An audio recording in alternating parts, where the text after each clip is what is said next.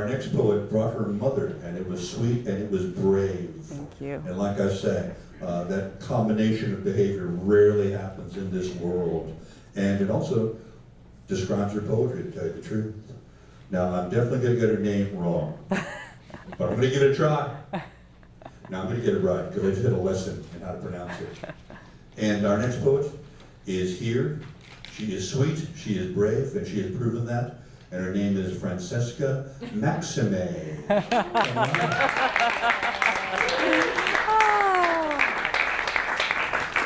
Thank you. Thank you. Everything's adjustable. I was wondering what you were referring to. Now you know. Now I know. Yeah, that's great. Oh my, hi everybody. Thanks so much for coming out tonight. Hi, to all my TV friends and other friends and poetry friends and new friends, which is really lovely. Thank you so much. Yes, my name is Francesca Maximé, and I did read with the NYQ reading series before because they published my first book, Rooted, which was published in 2012. And it's funny that you mentioned that my mom was at that first reading. She can't be here tonight because she's working. It's a holiday weekend and she's an emergency room physician, and she couldn't get it off. But she's 75 years old and she still works overnights in the emergency room. And after this month, she's not going to do that anymore. So she decided to give herself a little bit of a break, and she's only going to work during the day. And so after 50 years of slugging it out, I guess, I don't know what, I think she's really the one who's probably most sweet and brave. This is all new work. It hopefully will be published somewhere sometime soon. And I've been doing a lot of meditation and awareness work lately, and one of the people who's been sort of my spiritual guide and leader in this is a Buddhist monk called Thich Nhat Hanh. Some of you may have heard of him before. And I'd just like to start with a couple little quotes from him, one of which is, "People have a hard time letting go of their suffering. Out of fear of the unknown, they prefer suffering that is familiar." And the second quote is, "Letting go gives us freedom, and freedom is the only condition for happiness. If in our heart we still cling to anything, anger, anxiety, or possessions, we cannot be free." So I've been trying to let go of certain things and certain behaviors and perhaps certain other proclivities, I don't know. But I am trying to find my way back to poetry after sort of not really writing for a couple of years for reasons I won't get into right now. Anyway, this first one is called Ignorance. "I feel lost when I sit at my computer to write and can't. The words don't come like they used to. It was easy before to access the pain and the cave. Now I'm floating somewhere in the lobby, the living room, a ghost on the porch. Sure, I could write about how another man I love is a poet and musician and also unavailable like the last man I loved, too preoccupied with family and work and other things beside me to give me what I want or deserve or even call or stop by when he says he will. I can tell you I am freezing my eggs because at 44 I still have not found a partner despite my years of dating and meeting men I like, but them not liking me back. I could describe the man who wants to marry me and have my children as being the Prince Charming I've waited for, except that I'm not attracted to him, and while I can see him easily changing diapers or coaching t-ball, I cannot imagine myself ever wanting to make love to him or being in love with him. What is it about that elusiveness, that mysterious one step away that draws us in? My therapist says it is our attempts to master that which we weren't given as children. In my case, the love for my father, and so we repeat the injury to ourselves, our Pavlovian animal instincts, like a metal detector at the beach, finding those people who are not available in an attempt to undo the past and finally make it right. But there was no right then, and there is no right now, because doing what helped me to survive then isn't helping me find the right person now. Instead of being drawn to abusive men, I'm drawn to neglectful men. If this were the Department of Social Services, they would say that neglect is still a form of abuse. I try to tell myself, I don't like feeling smothered, so I don't want to be with someone who feels smothering, but where is the line between smothering and love and unavailability and detachment? This summer, I quit drinking, and it hasn't been hard. I stopped eating meat once I started studying Buddhism, and in that practice of awareness, I've learned the root of self-hate. It is the same as the crow in poetry class, the same as the voices that tell me I'm not good enough. But that comparison scheme's over. Who cares anymore? I'm too old, and while I don't care what other people think of me, I do still want a partner. Funny how the older you get, the harder they are to find. Ignorance is 2 words, the root of which is to ignore.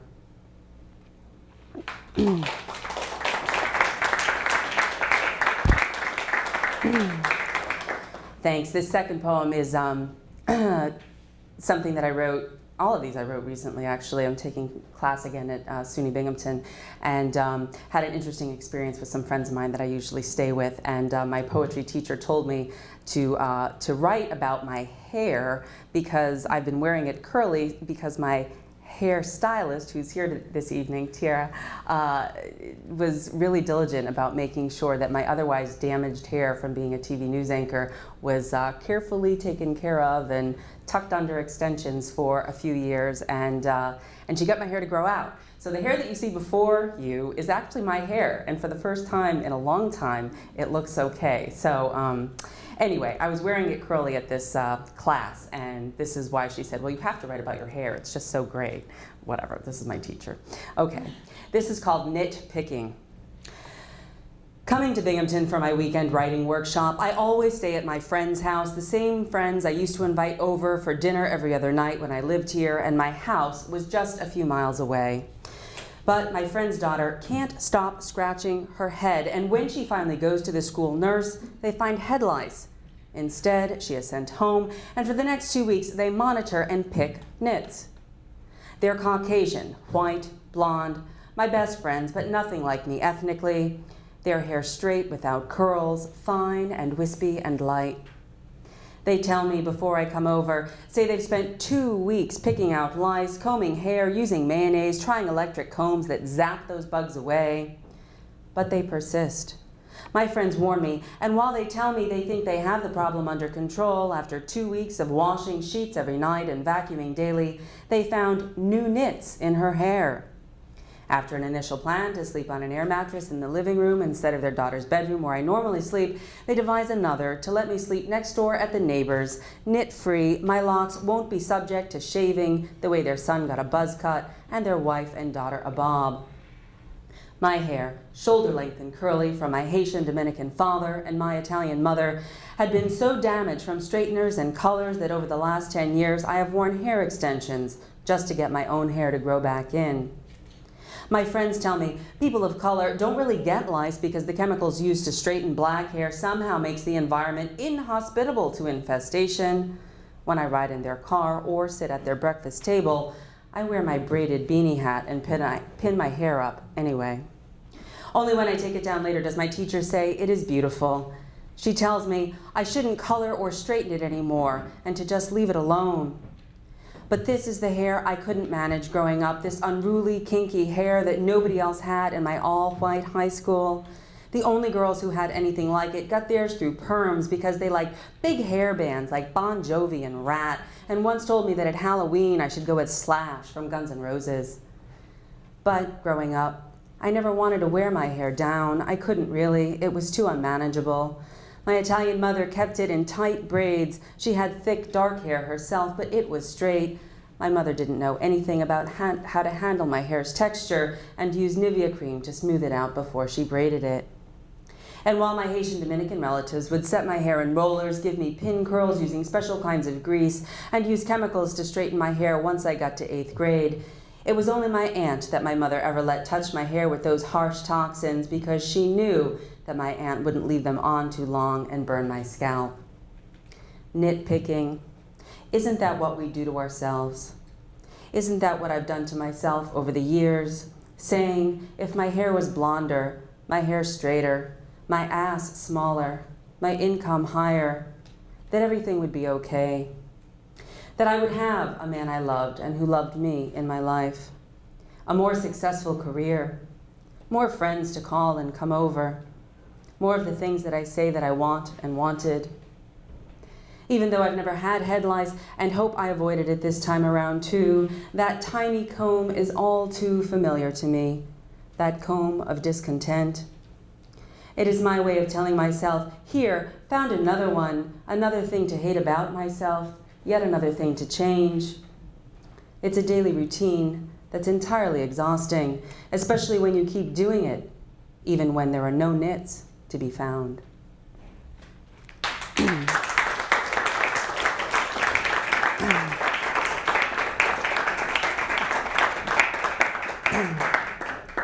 That was special for Maria Gillen. Some of you know her, Maria Mazziotti Gillen. She requested that I write a poem about that. Anyway, this is called Not Married. If I had gotten married right now, I would probably have 2 kids, about 5 and 7 years old, who might be needing braces, but probably who still loved me. If I had gotten married, I would have never bought an apartment in Brooklyn, wouldn't have been on TV in New York City, wouldn't have learned how to live alone. If I had gotten married, I would probably still walk 2 steps behind my husband, or at least right next to him and not in front of him, since he didn't like it when I walked in front of him. If I had gotten married, I would never have written a book about how when he broke up with me, my life shattered, and how it took me 10 years to emotionally heal. If I had gotten married, I would have had to deal with his ridiculous stepmother and fit into their awkward family, which strove to look well when inside it was sick.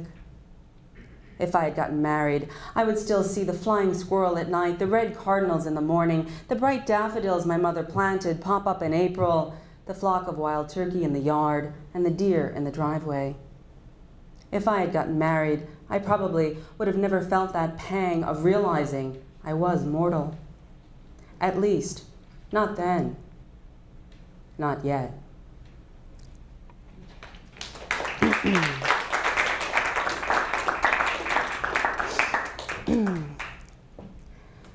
This one is called Do I Feel Like a Woman Yet? The day after I sold my wedding rings, I started taking fertility hormones so I could freeze my eggs. At 44, I feel like a woman in so many ways and a girl in so many others. I thought by now I'd have been married and had kids and would have been the one making the 4 pounds of lasagna I still make for new groups of friends, but I live alone with 2 cats, and the lasagna gets put in the freezer. At the last doctor's appointment, my general practitioner asked me if I'm feeling menopausal or if I have any signs of this, and I can't believe it. It's the week of my 44th birthday. I have regular periods. Nothing has changed, but everything has. Marissa Tomei wasn't kidding in My Cousin Vinny when she stomped her feet and said her biological clock was ticking and Joe Pesci better do something fast. At least they were in love, and he was devoted to her. I still haven't found that 10 years later and counting. I stop looking from time to time, but fall in love again, choose the wrong man again, and find a new therapist to crack the code to break the cycle of my brokenness. And now I realize I was never broken. And I am not. But in spending 44 years wishing for my father's love or my mother's understanding, that I never loved the 5-year-old girl inside of me the way that I would love a child that I might bear. Funny that becoming a woman means loving that little kid, brown pigtails, long eyelashes, chubby thighs, big eyes. Even if I never become a mother, birthing my younger self takes work. And it's not easy to put her first and take care of her, but I do. She is important and always was. I don't hate her anymore. I even think I like her.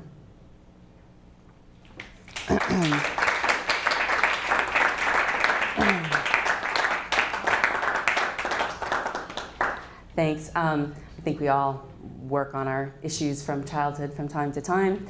They rear their ugly head from time to time, and we try and work it out. Some of you may know, because a lot of you know that, because we work together, that I work in television. I'm a news anchor and reporter, or have been for almost 20 years now. Don't know if that will continue, but it may. But one of the things that is unique about our profession and what's changed a lot is the real emphasis on looks and appearance and size in particular. So this poem is called Holiday. Tess Holliday isn't her real name, Ryan Hoven is, and in 2015 she is the first plus-size model to get a major modeling contract and be celebrated for her size. A size 22, standing 5'3½", she is more than just plus-sized. The BuzzFeed article quotes her as saying, "The reality is I'm fat. It's a word, an adjective. I don't care." The article never says how much she weighs, but does say she grew to emotionally eat when her mother's boyfriend shot her mother twice in the head, leaving her paralyzed, and her father made her move across the Bible Belt about 60 times. It details how she went from small-time gigs to finally moving to Los Angeles in an effort to make more money to support her son. Tess Holliday, she's got a beautiful face, crimson locks, her figure Rubenesque even. The article's portrait photo of her is stylized like Botticelli's Venus. The article says Holliday has 820,000 Facebook followers and 650,000 on Instagram. I go back and forth thinking I both love and hate the internet. Love for giving women like Tess a platform to be discovered, with her fans trumping the online trolls. But hate for the kind of popular vote that decides what's in vogue based on Anna Wintour's conception of beauty. We can't all be Gwyneth Paltrow, that string-bean figure with flax for hair, fair skin. As a television news anchor in New York City, one who was never a size 2 or any single-digit size for that matter, I've often had people comment on my weight and my height and on my shape and my size. Pre-internet, I received letters and calls. Then came opinions in anonymous chat rooms, and with social media, my Facebook and Twitter blew up with viewer feedback, and then came the comments on video clips of me on YouTube. Francesca's got those sexy curves. That's what I call a lobster, all the meat's in the tail. Who's bigger, Francesca or Suki, the morning anchor at the TV station I worked for? And of course the weirdos saying, "I'd like to bend her over. Let me get a piece of that." And other things I doubt they would ever say about Gwyneth Paltrow, if for nothing else than the fear of breaking her in two.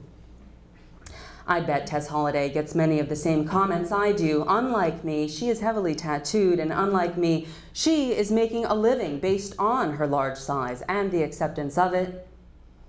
This month, while she graces the cover of People magazine, my girlfriend tells me not to get too excited until she's on the cover of Vogue.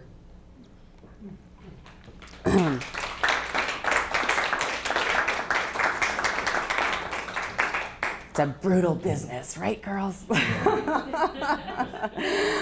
Okay. This one is called Bruises. Like my mother, I bruise easily and always have. Don't know if it's an iron deficiency or an emotional malady. I know right away if something hits me in such a way that will mark. Could be from my own shoe, the coffee table, or a clumsy step on the subway. In winter, these bruises are especially visible because my skin is pale and white, bearing no signs of my Caribbean heritage that comes out in the summer sun. Then, big black marks grow from 1 to 2 inches wide on my shins and thighs, on my upper left arm, after I hit myself with a poor follow-through from my tennis racket, or even a big bruise on my wide ass if I take a tumble trying to scale a ski slope that I should avoid. Regardless of the season and my corresponding skin color, unlike those bruises, which dissipate after a week or so, the bruises inside me linger. And while the internal scars have healed over, they could still use a good plastic surgeon. I picture them inside those bruises, still large and splotchy and bumpy. Now that I'm back in Binghamton for the weekend, I think about my ex-fiancé and his new wife living in my old home. I still wonder whether I'll ever find love and someone who loves me back and treats me well. I've lost 10 years and counting, and with that decade, I may never bear children of my own. Those bruises remain hidden to anyone who doesn't ask about what I think or feel. They aren't obvious like the ones on the outside after I misstep or take a fall. Those bruises sting the most when they're first created, and while they do dull a little over time, perhaps I only know their outline remains.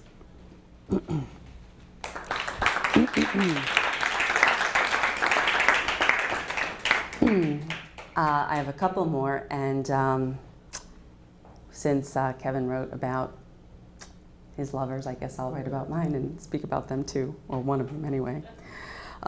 This is called Desire. Every time I leave a good lover, I wonder if I'll ever have that kind of sex that I like so much again. I wonder if I'll ever be able to have that wanting and craving and feel desperately desired and have orgasms one after the other after the other. I wonder if it's worth it to stay with the men who don't want me or aren't available to me or are attracted to me and want my body and not my heart. I wonder whether it's an addiction or just the way humans are built or just the way I'm built, or if I just need to keep waiting for the one who has sex and more than sex for me. One who shows up on time, calls when he says he will, gives me pleasure because it makes him happy. One who will be there even when I push him away. And this poem is about my grandfather. I wrote a lot about him in the first book, and anyway, it's called Ashland Memories. Walking back into your house, it was all the same, but different. You were there, and so was Grandma, just like the wooden woodpecker knocker by the front door, still there, its little tinny chain dangling as it always had, the cement steps leading into the house like you, thick and sturdy. The house, still white, now painted with blue trim instead of green. 20 years the tenants lived there after you and Grandma died. The people who lived there, Mr. Majet's son Bobby and his schizophrenic girlfriend Sue, Mrs. Majet, the mother of your daughter Rita, who was my aunt's best friend in high school.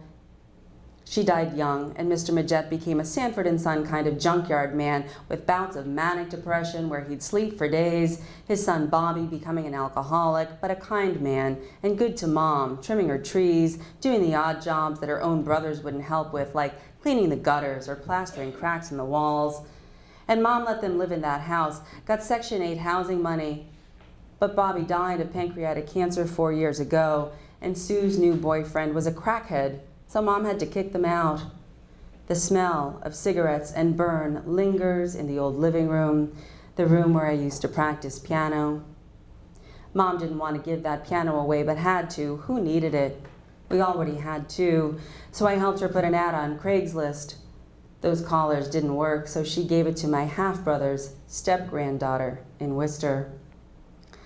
Now Mom's prepping the house for new tenants, and walking into that house, the smell of cement in the basement was the same as it always was. Not wet exactly, and definitely not moldy, but kind of dank the way basements are.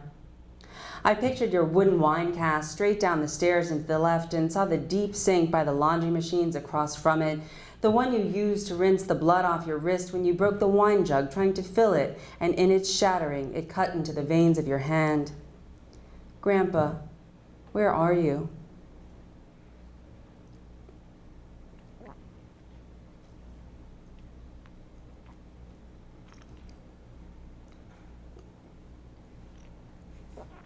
You aren't in this house anymore, but you're still here. Walking in the first time in almost 20 years, the basement smells the same.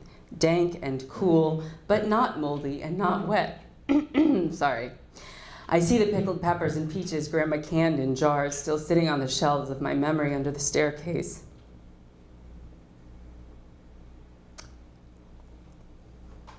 The deep sink where you washed your hands after you shattered the wine jug when you were filling it with your homemade wine from the wooden caskets. Mom pointed out the hooks drilled into the ceiling beams where she said that you would put ropes and swings for the kids to play on in wintertime. The house looks so small now, but felt so big then. You and Grandma are still here. Mom's been renovating it for new tenants. She asked me to take a look at the carpet and picked at the carpet that she picked. It is nice, you would like it. But there was that old green carpet I grew up with, a low pile, forest green, the same color the sofa Grandma used to lay down on, the one with the artichoke carved wooden feet, and while it was no longer there, the mauve chair might as well have been, and the round wooden mirror above it that you had gotten for your wedding. The Victrola Mom bought Grandma to play Jerry Vale on wasn't there either, just in my memory. But the kitchen was almost the same, the green paint replaced by white, but the back stairway to the basement was the same, a creaky step, then straight down. Uncle David's books on Che Guevara and Karl Marx still fill moldy book boxes in the back basement room. Can you believe it? I half expected to see overgrown cucumber and zucchini plants outside in the garden, or green tomatoes splayed out on newspaper for autumn ripening on the floor in the front room where you always put them. Grandpa, our family isn't the same. Not since you and Grandma died, and not since everyone else has gone too. Your brothers and sisters gone, Grandma's brothers and sisters gone, even your daughter, my Aunt Rita, gone. What went wrong? Or is this every family at some point? I look at pictures of you and Grandma and know that you were just kids at 23 and 24. You knew nothing of therapy or depression. It was just work hard as a tool and die maker, 44 years in the factory. Grandma didn't even know where babies came from when she got married. Then she had 5 children. Grandpa, look at us. Come back and make us right again, please. Show us the way. In your second job as a stonemason, show us how you would build walls, walks, and chimneys made of cement, stone, and brick that would last for years. Make us that strong again. Be our mortar. Come back and push that stone in with your bare hands the way that you always did while the cement was still wet and hadn't yet set. And make it right. Make it level. Make it last.